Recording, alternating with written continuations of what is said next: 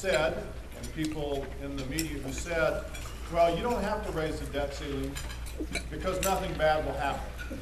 Nothing bad has ever happened, so you don't have to raise the debt ceiling. Well, I've got a couple of things to say about that. One is, we've never not, Congress has never not raised the debt ceiling. I mean, you can miss it for a little while, like we did. We actually reached the debt ceiling in May. Kind of forget that happened, but we reached it in May, and the Secretary of Treasury can move accounts around and limp us along for a certain period of time. That's happened repeatedly in the past, and it happened this time. But when we got to the end of July and we were getting ready to run into August, there were no pots of money that the Secretary could move around in. There were no things that he could delay, like interest on my first savings plan. It's been delayed since May.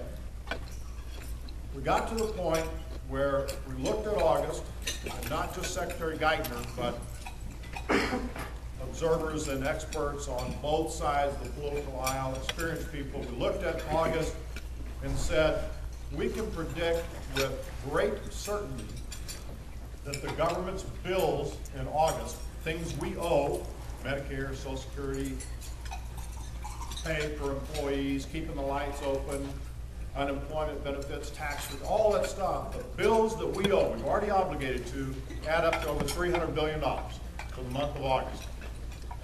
And we can predict with pretty high degree of accuracy that the federal government will take in about $170 billion. Because there's always tax withholding, there's money coming in. But if you do the math, and some of you in education here can probably help with this higher math, you owe about 300 and you only got about 170, you got about $130 billion shortfall. Those are bills that would not be paid, money already owed, not future obligations, already committed. People have already done the work, they've delivered the service, and so you have to decide. So how you're not going to, why is it that we can't just say we're not going to raise the budget, we're not going to raise the debt ceiling in the future? Okay, we had this big fight. I tried to make the case why, much as I hated it, and believe me, all 535 members of the House and Senate wanted to vote no. Nobody wants to vote to increase the debt. This drove us to have to come to some sort of solution. But this doesn't solve it. We're going to continue to have the problem because we've got to look at what's driving this debt. Here's a handy little chart you ought to be able to see over here, color, red, green, blue. Let me explain what the chart is. The black line are projected tax revenues. And you can see they go up and down, but historically, for a long time, they're running about 18% of the economy. The red is Medicare, the green is Medicaid, and the blue is Social Security. And what you can see by this is you can move this black line a little bit by adjusting tax rates. If you get the economy to grow and go up a little bit, if the economy lags, it'll go down. But it doesn't have much room to move. You can see that by 2040 or so, every single dime